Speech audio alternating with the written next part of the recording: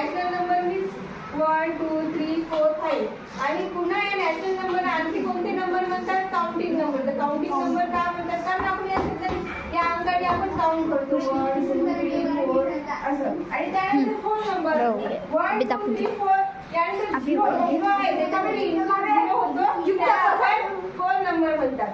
त्यानंतर बघूया positive number +1 +2 +3. आता याच्यावर कुठे प्लस लावण्याची काही गरज नाही. 1 2 3 4 5 these are a positive number. आणि निगेटिव्ह नंबर म्हणजे काय तर -1 -2 -3 -4 -10 हे आहे निगेटिव्ह नंबर.